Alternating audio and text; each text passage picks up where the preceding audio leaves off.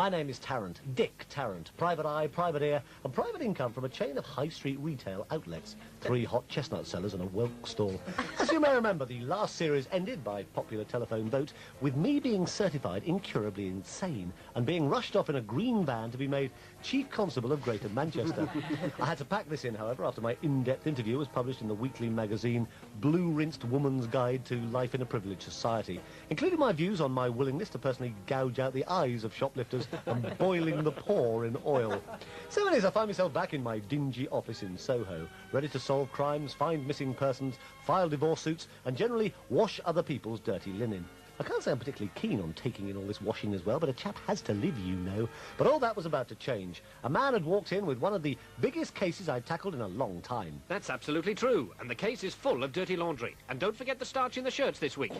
Good heavens, John Davis! I thought I recognised the breath, a sort of mixture of cheap cooking sherry, vindaloo curry, old shag and methylated spirits. Get out this instant! However, at this point, another gentleman entered the office, coincidentally bearing an uncannily striking resemblance to the previous chap, but wearing a false moustache. I say, are you Dick Tarrant? Are you serious? You can't keep that accent up. Anyway, what can I do for you? Acting lessons, perhaps? My name's Jeremy Double-Barrel Ponsonby Closet. I'm looking for a 19-year-old blonde girl with a voluptuous figure and blue eyes. Yes, so am I. Let me know if you find one. She might have a sister. No, she's my daughter Jocelyn. She's run off with the circus. I see. And you want her to bring it back. Are you some sort of idiot, Tarrant? Don't you understand? Do I understand? I'll have you know I'm the one and only Dick Tarrant, crime buster, human bloodhound, the Sherlock Holmes of... No, I don't understand. I haven't a clue what you're talking about. My daughter is missing. Aha! A job. Cara, you better come in here and take a few things down. Whoopee! No, Cara. Oh, never mind. You look very cold, Cara. Good grief, what an unusual birthmark. No, they're fingerprints. The Coleman's just been. Cara, I want you to transcribe the following conversation. Or better still, why don't I write down everything you both say? Yes, thank you, my little banana brain. I do apologise for my assistant. I got her from the government BIOP scheme, the Village Idiot Opportunity Programme. I don't know why I keep her on. Has Cara been a naughty girl, D.T.? Oh, yes, I've just remembered why I keep her on. But what about my daughter? Ah, yes, describe her to me again. 19 years old, blonde, blue eyes, a petite yet voluptuous figure, and she usually wears ultra-tight jeans or very short skirts. Do you think you can find her? I don't know. Personally, I'm quite happy just listening to you describe her. 19 years old. When did you last see her? Blonde. About 3 nights ago. How do you spell voluptuous? Oh, never mind. I'll just put big knock. Shut up, Cara. She was with her boyfriend, Will. They were saying goodnight on the doorstep, you know, holding one another. I see. So she was being held against her will. Bang! Ah! There now follows the radio equivalent of a freeze frame followed by an announcement. So, London, the choice is yours. What was that noise? Vote now for A, DT's client slumping to the ground, the victim of a mystery assailant, or B, the producer has just shot himself after hearing the last joke. Call now on 01388 and vote for Plot A or Plot B to change the course of radio history. Dial now 388-8321. More music, more power, Capital Radio.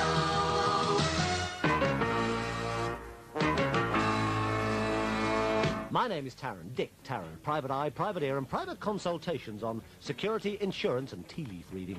As you may remember, dear listener, you left us yesterday with a gunshot ringing out. Now, by phoning in, you had to decide whether my new client, Jeremy Double-Barrel Ponsonby Closet, had been wasted by person or persons unknown, or whether my producer had committed suicide due to the standard of the jokes. Well, apparently you decided my producer shot himself. Much too late, many of us would say. I've never liked him. He makes a much cuddlier stiff. I think we'll have him stuffed and put him over the fireplace. So, we carry on our conversation about his missing buxom blonde daughter.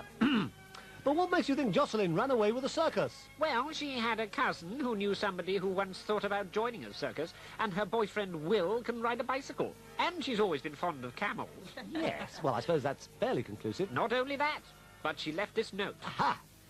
Dear Daddy, I've run away to join a circus. Love, Jocelyn. What can it mean, D.T.? Shut up, Cara. Well, Mr. Double-Barrel Ponsonby Closet, if I'm to take this case, I shall need a £2,000 deposit. Ha! What do you take me for? Every penny given half a chance. Shut up, Cara. Hang on. I'll just do a noise-meaning time-lapse. Right, there's a time-lapse now. OK. Later that morning, I was just reading Cara's bumps. What a strange place for a tattoo. That's not a tattoo. It's where I write the weather forecast, so that I can't lose it.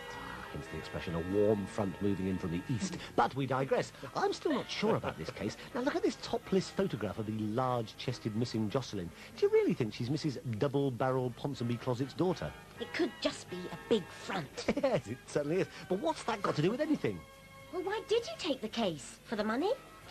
Of course. I tried being principal one day, but I didn't like it. Somehow it didn't sit easily on me. However, my client was paying me to find his missing daughter, so I made haste to the nearest circus. Look out, Dick! Ah! And very nearly got killed. It was Piccadilly Circus. So I caught the attention of a passing policeman. Excuse me. Hey, you with the pointed head.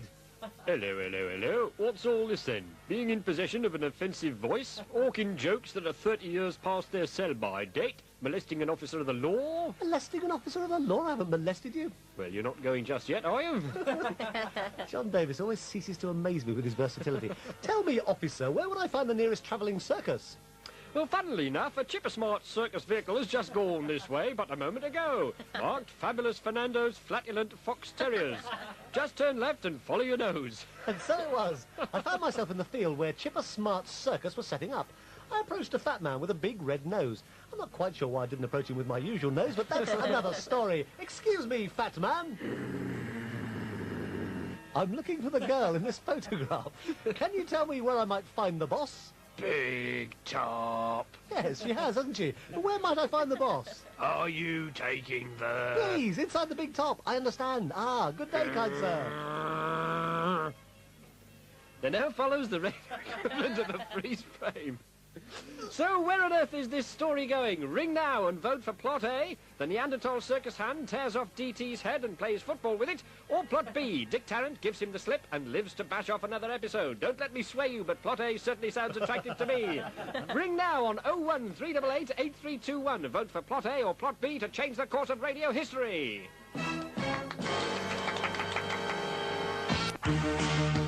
Capital Radio.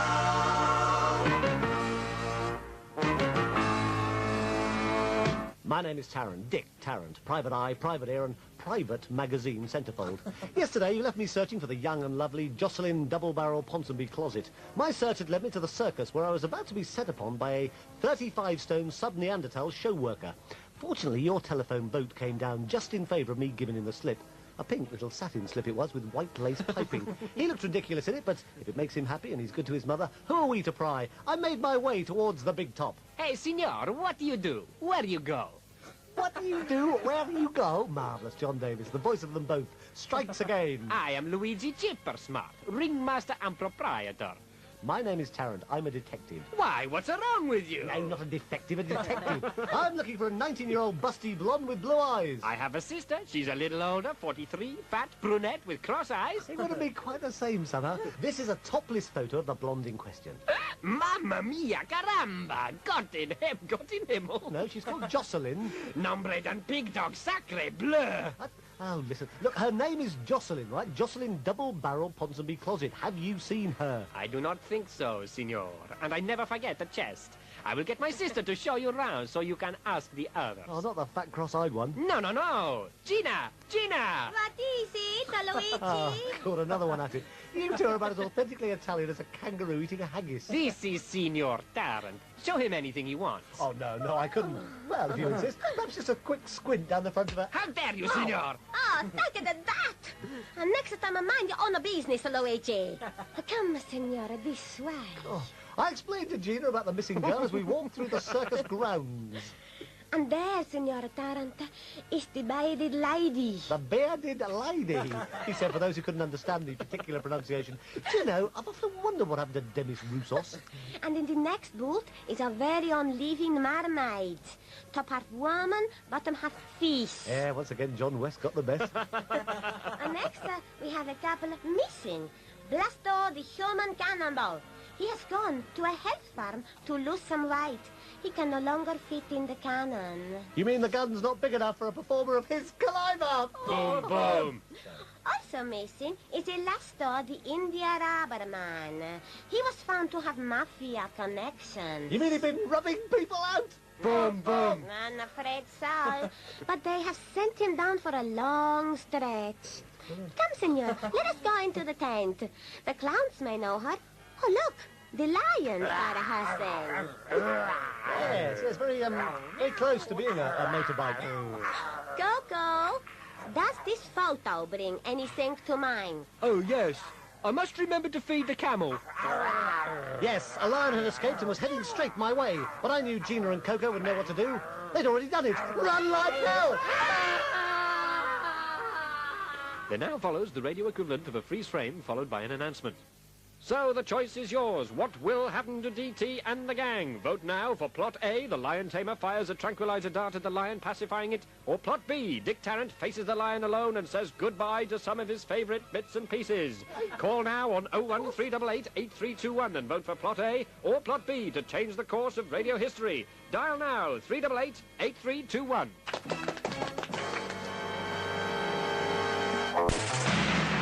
Turning up the power. Capital Radio. My name is Tarrant, Dick Tarrant. Private eye, private ear, and private functions, Masonics, after-dinner speeches, children's parties, and shouting, "You can't leave it there," in national car parks. As you probably sooner forget, I'm searching for Jocelyn, the young and busty blonde daughter of Jeremy Double-Barrel Ponsonby Closet. And my search has taken me to the local circus, where a lion has just escaped from its cage and is heading straight for me. Your telephone vote decided that the lion tamer's tranquilizer dart missed the lion, thanks gang, and embedded itself firmly in Coco the Clown's left buttock. Hey, far out, man. Come here, Puss. Let me stroke 'em, Tiddles. Help! Cool it, man. It's only a little pussycat. Throw him the lion tamer's whip! First things first. Throw me the lion tamer's change of trousers. Mamma mia! It's eating Coco! No worries, man. It's only a leg. Hell, I've got another one. Hang on. Whoosh! Bang! A second tranquilizer dart, in case you were wondering, this time went into the lion. The lion and Coco then gave each other some skin and sauntered off, hand in paw, beaming broadly to listen to James Brown music for the rest of the day. That could have been serious, senor. I could have been mauled. Worse than that, he's a Jewish lion, and you're not kosher. I then cautiously approached the lion tamer. Cautiously, because he was the only person who could have let the lion escape. Lion tamer! Oh, hello, you. You do that altogether too well, Davis. Tell me, how does someone like you come to be taming ferocious lions? Well, they're all male lions, and we have an understanding. I don't turn my back on them, and they don't turn their backs on me. Just look at this topless photograph. Have you seen this girl? Ooh, no vest. She'll catch a chill. Just a moment. If all your lions are males, how come one of them's got an udder? Another what? Ooh, a dent look. No, not an udder, an udder. A cow's udder, and it's got horns and a bell round its neck. It's also got a big zip up the middle. You mean the black and white mooing lion, senor? Yes, I put it to you that it is not, in fact, a black and white mooing lion, but rather a pantomime cow. Yes, and there's something weird inside it. It's a zip-up Sloane lion impressionist. Okay, yeah, I admit it. I couldn't get a pantomime lion's outfit, so I hope no one would notice the difference. Aha! You are Jocelyn Double-Barrel Ponsonby Closet. Well, if my missing buxom blonde beauty is the front end of the cow, what is the back end? Very happy it is work. Jocelyn, it's all right, I think I understand. Jeremy Double-Barrel Ponsonby Closet is not in fact your father. He's trying to get hold of your money. You are a wealthy heiress, unless my trusty powers of intuition fail me. They do. Then he's a notorious diamond smuggler, and your vast brassiere contains priceless gems. It certainly does. Wrong again. He's a pirate, and you won't go back to him because he'll sell you into slavery. No, he's my father, all right, okay, I don't mind going back home. Well, then why this bizarre behaviour? Well, I heard you were short of a plot for your new series, and this was the best I could come up with at short notice. I think perhaps you better call your father. Okay, yeah. Father! Yes, dear? Yes, I like a story with a happy ending. I'd rather have had one that made sense, but life isn't always like that, is it? There now follows the radio equivalent of a freeze frame, followed by an announcement. So, London, the choice is yours. Vote now for Plot A. We take this as a sign of things to come, and Dick Tarrant is mysteriously struck down by a bolt of lightning. Or Plot B. He girds his loins for his next case. Do we kill him off and try to forget Dick Tarrant ever happened, or do we start all over again on Monday at 8:45? Dial now on 01388-8321 to change the course of radio history. Dial now, 388-8321.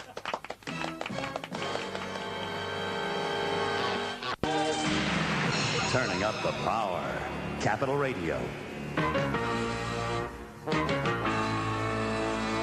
My name is Dick Tarrant, private eye, private ear, and lots of other private parts. It has been a dangerous morning. Cara, my beautiful assistant, was just removing a slug from my right arm. Get it off me, Cara! It must have crawled out of my salad! Oh, I hate slugs! Nasty, slimy thing! Every day I have to face the dregs of society. Crooks, thugs, con men, in fact, every form of lowlife. We have an office above an estate agent's. You know, this is a dirty game we're in, Cara. I know, and you've just lost another hand. Take off your trousers, DT. Oh, I hate strip snap. I'm not playing anymore.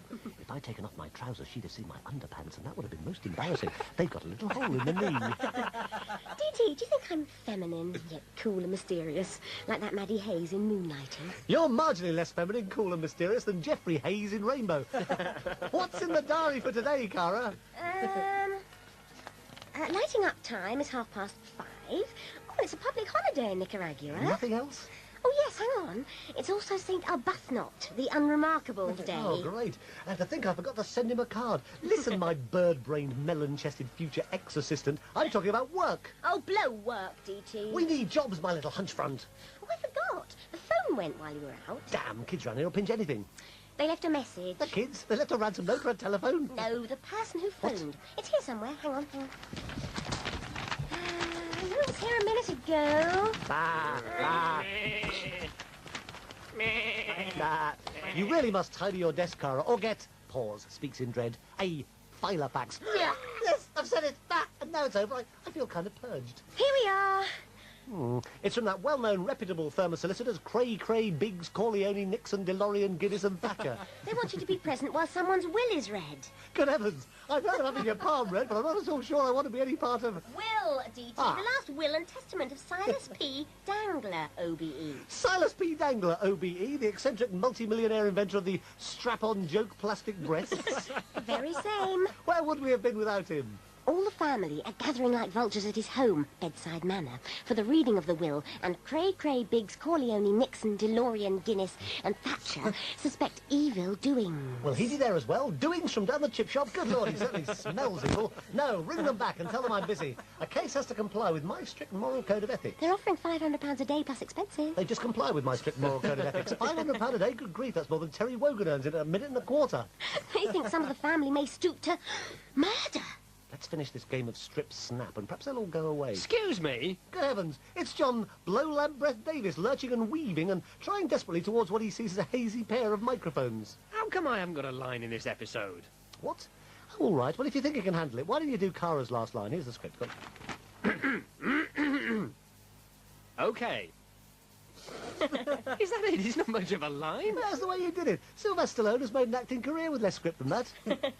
I don't think you did it justice. It should have been okay. No, look, I'm sorry, but if you're going to just deliver that kind of... You've got, hang on. Very You've got to nice. stand up straight, and it's got to come from down it's the here end. in the It's throat. Great. From the down While here. they're squabbling, I can do the big finish for a change. Okay. There now follows radio's equivalent of a freeze When frame. was the last time?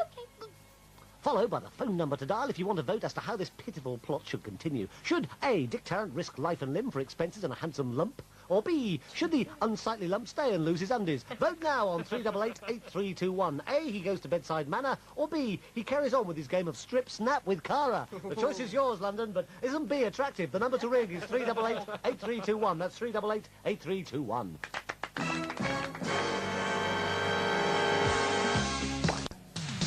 Music power, Capital Radio, 95.8 FM.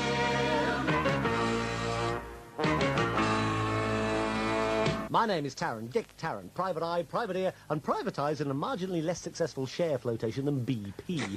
Surprisingly, the story continues unabated after a massive telephone vote yesterday decided against us continuing our game of strip snap. The immense appeal of hearing Cara and I wearing less than Harvey Proctor's butler was obviously outweighed by the frightening possibility of John Davis joining in and stripping down to his Liberty bodice and socks, even on radio. As one listener put it, it would frighten my children and make the cat sick. Shame. And so it is, dear listener, I find myself on my way to hear the reading of the last will and testament of one Silas P. Dangler, OBE, at Bedside Manor. But how, Cara, my loose, elastic assistant, am I going to prevent myself getting blown away by the danglers? What about a stakeout, DT? Nah, let's have a bag of chips in. It'll be... wow! It'll be cheaper. Just one more thing, Cara, before I call for a taxi. What's that? Well, it's a sort of big black car with a light on top, driven by a madman who tries to run innocent pedestrians over. No, I mean, what's the one more thing? Oh, yes. I'm afraid you won't be able to come with me. I know, DT. There are some things a man must do alone. Yes, but enough about my love life. You mean you're not taking me because you don't want to put a frail and delicate girl like me at risk? You're all heart, D.T. Not as frail and delicate as Arnold Schwarzenegger on steroids. No, my little hunchfront. It's just that in an embarrassingly low-budget production like what this is, we'll need you to play the female lead at Bedside Manor. And with your extraordinary talent for doing literally a couple of voices that all have an inexplicably uncanny resemblance to one another, it'd all be too confusing for the listener. Ignore him. Aha! Musical sting, meaning time-lapse. There's a time-lapse now. A mere musical sting and a time-lapse later, me and a 16-piece orchestra were standing outside Bedside Manor. Hang on, let's try this old routine from the last series to gain admission. Knock, knock, knock, knock, knock, knock, knock, knock, knock. England! You rang, sir? What? Oh, never mind. I'm expected. Come in then, Mr. Expected. No. My name is Tarrant, Dick Tarrant. And you? The butler did it. Did what? Don't say I missed the murder. The murder, Mr. Tarrant, Dick Tarrant? Yeah, you said the butler did it. No, sir, I'm the butler. My name is Did It. Is it? No, Did It. Now, sir, may I show you to my room? Don't you mean to my room? Oh, well, it's worth a try. Here's your room. Cocktails at 8 o'clock, sir. I'll see if I can remember one, he said, resorting to a joke. So old it's just eligible for a telegram from the Queen and a place in Jimmy Tarbuck's new act. Can I just give you a piece of extremely important advice before you even consider sitting down at the dinner table? What's that? It's a long, flat piece of wood with a leg in each corner. I know what a dinner table is. What's the extremely important advice, you Welsh buffoon? Just rub a little baby oil on your face at night to keep that lovely, almost feminine complexion of yours fresh. I'll be leaving you now, sir. Yes, thank you, and good night. No sooner than the diminished, drink-sodden Did It had departed than something hissed. I most certainly am not. No, hissed. It was a deadly snake, crawling under the door. My whole body froze into suspended animation. There now follows radio's equivalent of a freeze frame and the phone number to dial. So, should Dick Tarrant tackle the less-than-civil serpent and continue with his pointless sub-Agatha Christie-type plot? Or should the snake crawl up his trouser leg, risk food poisoning, and bite our hero on the eve of the will reading? Vote now on 388-8321.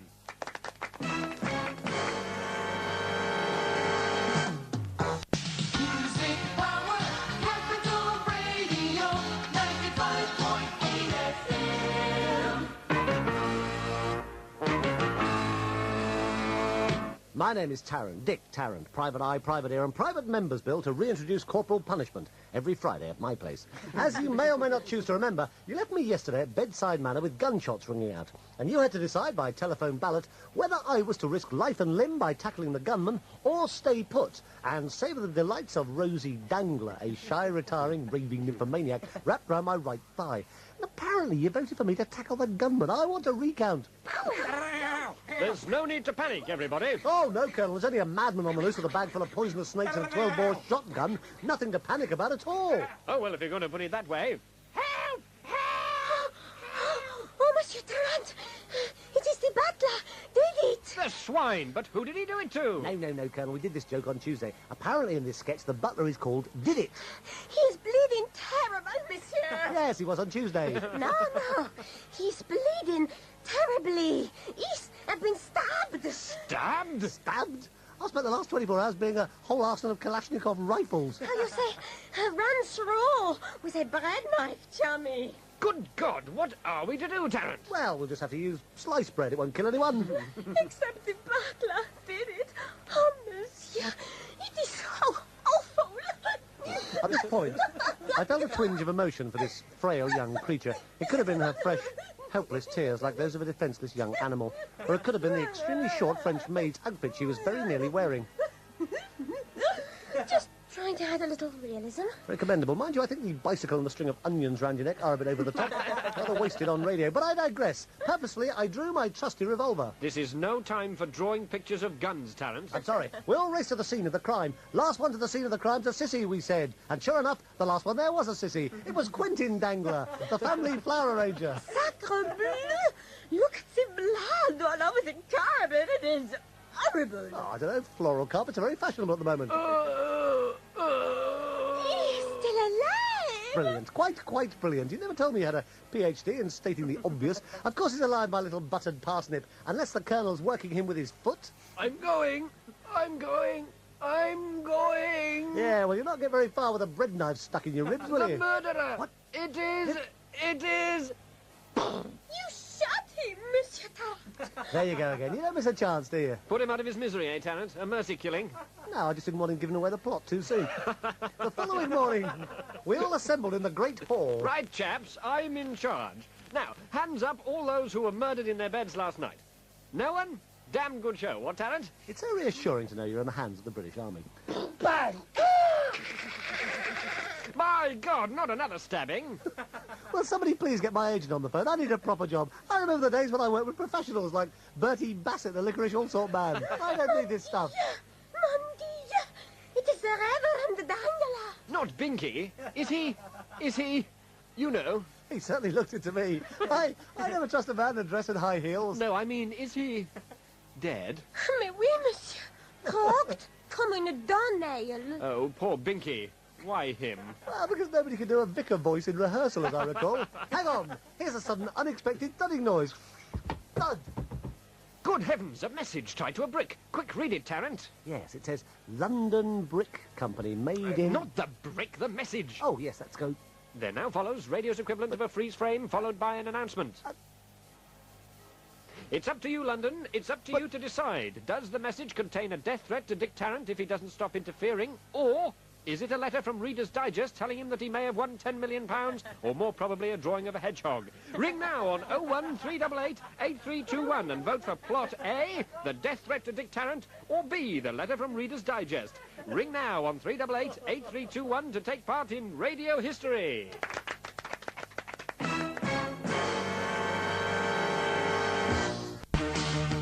Capital Radio.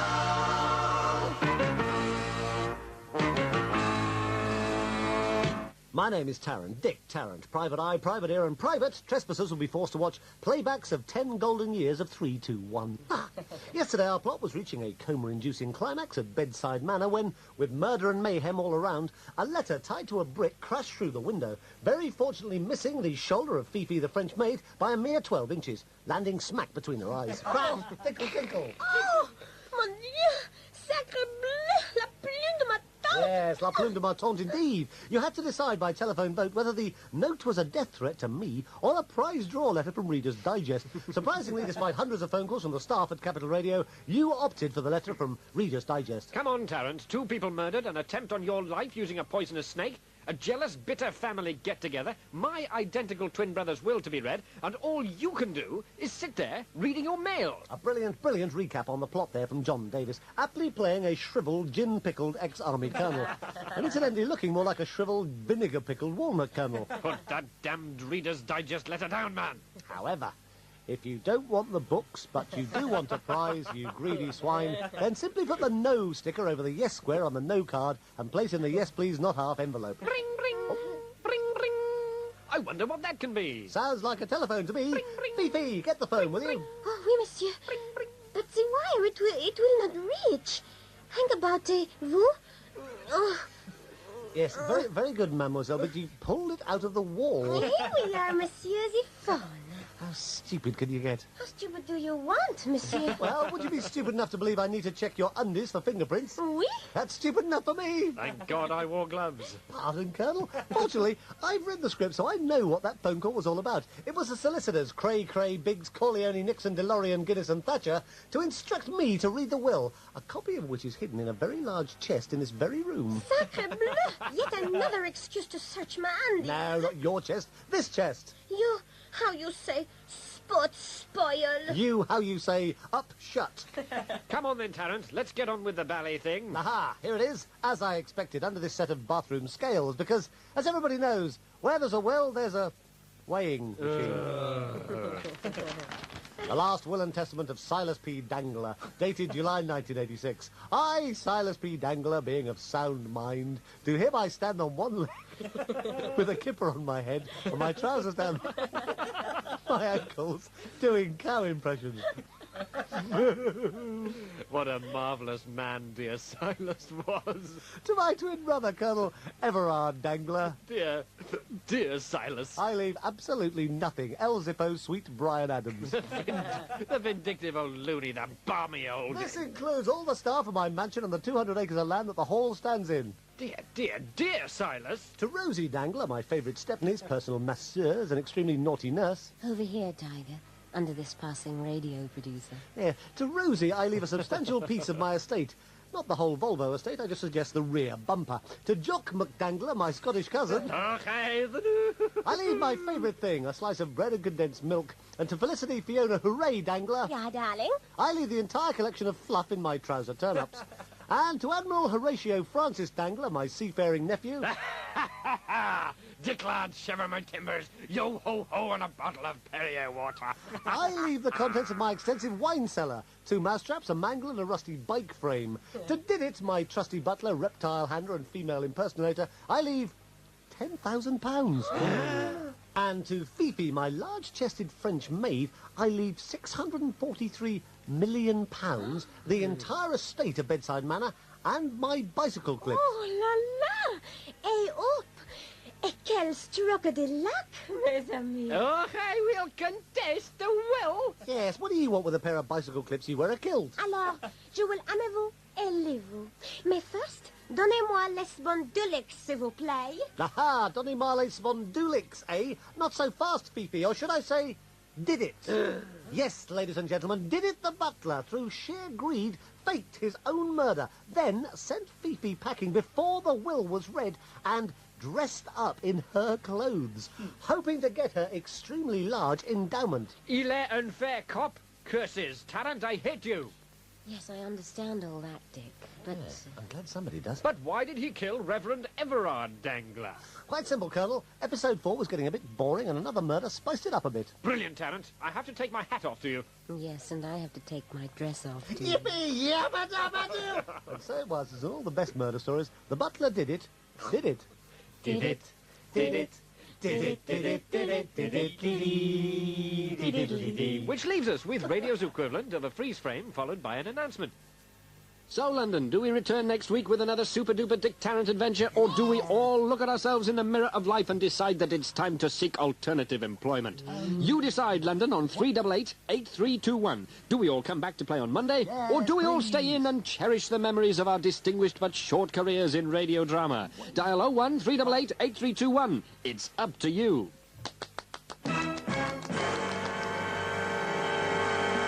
Music powered Capital Radio.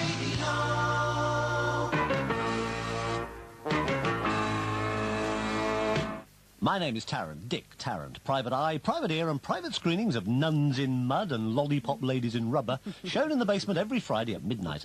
My office is small and dirty, but happily, so's my secretary, Cara. It was a little after 10 I had my feet on the table. It's a great trick because the rest of me was in the washroom at the time. The phone rang. Ring, ring, ring, ring. Hello? This is Dick Tarrant. I'm not around at the moment, as I'm at the other end of the studio recording the voiceover for the start of this serial. And Cara, my secretary, is far too busy taking delivery of 24 tons of ready-mix foundation makeup to answer the phone. But please leave a message after the tone. See you. I said after the tone, tadpole brain. Beep! See you, Jimmy Tarrant. Hoots, mon, hangis, and now Marvellous, marvellous. Russ Abbott, pah! John Blowland Brett Davis there, turning in a finely tuned, subtle, closely observed ethnic performance worthy of the Sid Little Academy of Performing Arts. Yes,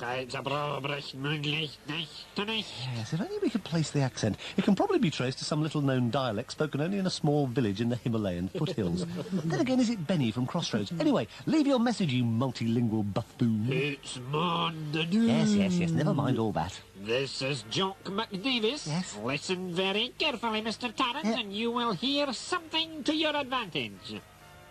DT, help! Can you see if you can find my contact lens? I think it's fallen down the top of my dress. He was right, it is to my advantage. Whoopee! In short, Mr. Tarrant, I have a wee job for you. I daren't say any more. I think there is a tap on my telephone. His plumber's got a strange sense of humour. Boom, boom! I'll call by your office. Quick, Cara, come in here. There's something on the answering machine. Oh, it's probably my chewing gum. Wonder where I left it. Hello? Okay, the new Jimmy. Say, DT, there's a man at the door with a terrible accent. Yes, well, go and tell him you've already got one. Ah, you're Sassenach. Good grief, John Davis wearing a kilt upside down, looking for the world like a hairy shuttlecock. I'd like a word in private. Do you think your secretary could pop out for a moment? Perhaps if I jump up and down. Yes, but if that doesn't cause a pop-out, nothing will. Mr. Tarrant, I think we have something you should look into. Oh, what is it? What the butler saw machine. Oh, what the butler saw machine, he said, translated for those who didn't understand it. Great. Just turn the machine on. Oh, look at that. There's a lady entertaining the Coleman in a see-through nightie. You don't often see a Coleman dressed like that, do you? Hello, the horizontal mixed wrestling started. What's this film called, anyway? Sports Night with Coleman. Is it all worth it, I ask myself? Would Keith Chegwin work with material like this? One more thing, Jimmy. There's something very sinister happening up at Castle Urquhart on Loch Ness. I think it's... As Jock McDavis slumps to his knees, we go into radio's equivalent of a freeze frame, followed by an announcement. So, London, the choice is yours. It's up to you to vote by ringing 01388 for plot A. A passing Scotsman jabs a poisoned dart into Jock because he was about to spill the beans in an appalling Scottish accent. Or plot B. Jock is merely suffering from a common complaint amongst actors. He's no good and overacts all the time. Dial now on 3888 and cast your vote to change the course of radio history.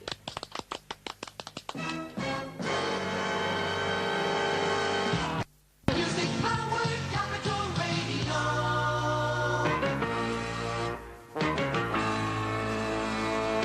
My name is Tarrant, Dick Tarrant. Private eye, private ear and private massage in relaxing and discreet, unhurried atmosphere. Anyone with total recall or nothing better to do with their precious brain cells will remember that Jock McDavis... Yes, thank you, Sir Lawrence. We had quite enough of that yesterday. John Davis came into my office looking decidedly dodgy, I might add. I was wearing a kilt, getting into the part. You know, all Scotsmen wear kilts. Yes, but the fishnet stockings, the high heels and handbag were hardly Rob Roy, were they? Anyway, he alerted me to strange goings-on in the Loch Ness region, not to mention some very strange comings-off in the Y-Fronts region. A Scotsman doesn't wear anything under his kilt. No, but then kilts aren't normally made of see-through plastic Scotch tape, are they? Anyway, this strange visitor survived just long enough to give us a tenuous link into this week's pitiful plot, before being mercifully struck down in mid-flow. Yes, all right, don't build your part up. By telephone vote, you decided against the poison dart theory and opted for him having been struck down by a syndrome common amongst tense neurotic actors. Cara, I'm afraid he's OA'd. Don't you mean OD, DT? Overdosed? No, it's worse than that. He's OA'd, all right. Overacted. I'm afraid so. I'm afraid so. Isn't there anything can be done for him? No, Cara, I'm afraid he's doomed to a life of sitcoms with Penelope Keith and leading roles in things like Neighbours and The Sullivans from now on, if you can call that a life. How awful. Someone should tell his family. Don't do that, Cara. His parents would die of shame if they found out he works for Capital Radio. They think he's in prison. But we digress. Cara, my overnight bag. Don't you ever dare call me that again. I'm sorry, I meant fetch my overnight bag, please. My suitcase. See. I'm travelling and sleeping alone. You remember alone? That's how I used to sleep before they opened that army barracks down the road. Hang on, I'll just do a clever device to denote the passing of time on live radio. There's a bit of a time passing going on now. A mere trick of radio later, and yet another endorsement on my poetic licence, I was standing by the banks of Loch Ness. Barclays, NatWest, Lloyds, Midlands, they were all there. I gazed up at the awesome majesty of the rolling Highland mountains and wondered what almighty hand carved them. And I stared into the eerie dark waters and pondered upon the enigmatic mysteries of the deep and murky secrets of Loch Ness. Then I thought, it's none of my business. Later that evening, I checked into the nearest hotel to Castle Urquhart. Good evening, innkeeper. Have you a room for the night? That depends, laddie. I might time. Where are you from? Bethnal Green. Drop dead Sassenach, you tatty bungle, go boil your puddings. Bethnal Green, Texas, you hear? I've got the very room, sir, for poster corner bath, balcony with monster view. Only £99 a night, plus £15 for the executive Scottish breakfast, a bowl of lumpy porridge and a stale oatcake. That'll do nicely. But first, tell me, have you ever heard of Jock McDavis? Da-da-da! A giant figure loomed over me and casually picked me up by the windpipe. See you, Jimmy. Who wants to know? Squeak, squeak, squeak. There now follows radio's equivalent of a freeze frame, followed by an announcement. So now's the chance for you to grip the reins of the plot and steer it to further glory. Who was that man? Ring now on 01388 8321 and vote for Plot A. The gigantic gorilla-like figure is an old friend of Jock McDavis and joins Dick Tarrant in his investigations. Or Plot B, the giant decides to knock 7 shades of hell out of DT and challenges him to a duel. Don't delay. Ring 01388 8321 and cast your vote for a place in next year's Oscar ceremony.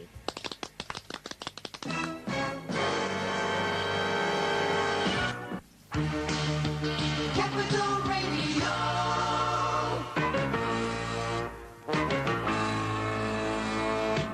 My name is Tarrant, Dick Tarrant. Private eye, private ear, and private functions catered for. Finger buffet, cheesy things with a bit of pineapple on a stick, hors d'oeuvres, sausage sandwiches, and mugs of tea. Yesterday, as if doing battle with an appalling script wasn't bad enough, you left me in Loch Ness in a hotel with a huge grizzly Glaswegian about to part my hair with a bottle. Your telephone vote decided against him joining forces with me and for him challenging me to a duel. Hooray! Thanks, gang. Fortunately, it was left for me to decide how the duel was to be fought. So, I decided to opt for the ancient and gentlemanly sport of getting one's round in. The hairy Glaswegian went pale at the very thought. I dashed to the bar and bought him and I a large scotch and told the barmaid to get herself one. He reluctantly sidled towards the bar and was stamping and snorting, desperately trying to psych himself up to ask me what I was having, when I viciously struck below the belt and offered to buy everyone in the whole place a drink. The Scottish giant swayed a little and then crashed unconscious to the floor. Meanwhile, the rest of the clientele and myself got steadily acquainted, until we're all as steadily acquainted as newts. I felt I ought to make an effort to fit in, so I volunteered to do something traditionally Glaswegian. I went out and was sick in a phone box. At some point, I managed to catch the barmaid's eye. It was a glass one, which she had an annoying habit of tossing around the room and ricocheting off the ceiling. Can I get you anything, sir? A couple of large ones. Oh, that's very kind of you, sir. But can I get you anything? Well, yes, I'd quite like a plot for this week's serial, it being Wednesday. Oh, well, if that's all you're after, what about all the flashing lights and carryings on at Castle Urquhart? What? Ask him over there, McTavish. McTavish?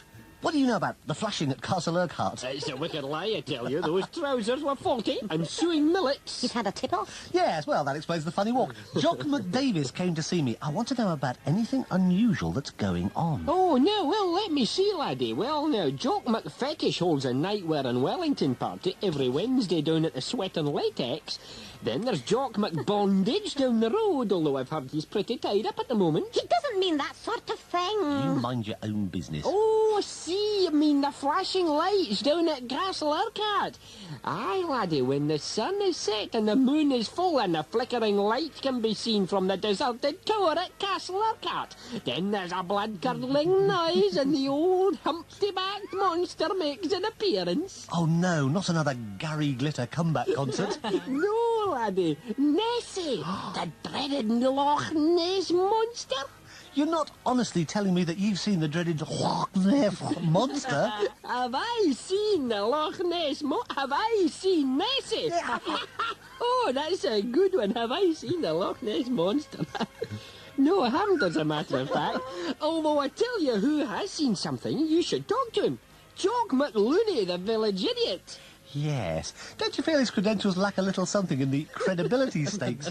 All right, then where do I find him? He usually hangs out down by the market square. The filthy swine. And so it was, I found myself seeking out the undoubtedly invaluable assistance of the village idiot in the market square, when suddenly... a car came heading straight towards me on the pavement, doing a heart-stopping 125 miles an hour, and it wasn't a taxi. There now follows radio's equivalent of a freeze frame followed by an announcement. It's up to you, London. Your calls will decide on the future of the plot. Ring now on 01388 8321 to vote for Plot A. The driver is some murderous villain trying to silence Dick Tarrant for asking too many questions. Or Plot B. It's Mark Phillips who's just popped to the corner shop for a tin of peas and a packet of fags. Don't forget the number for your votes, 01388 8321, and you could change the course of radio history.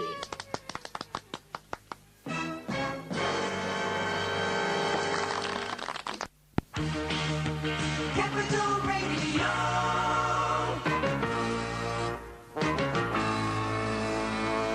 My name is Tarrant, Dick Tarrant, private eye, private ear, and private clinic for the criminally insane and hemorrhoid sufferers. Supposing anyone was ever foolish enough to listen to this twaddle 2 days on the trot, they would know that yesterday I was left in a village by Loch Ness with a car on the pavement hurtling straight towards me doing 125 miles an hour.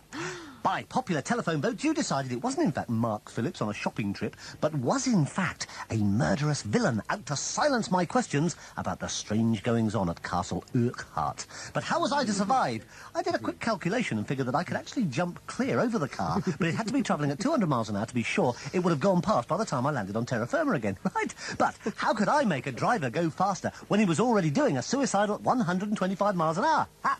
Then I had a brainwave.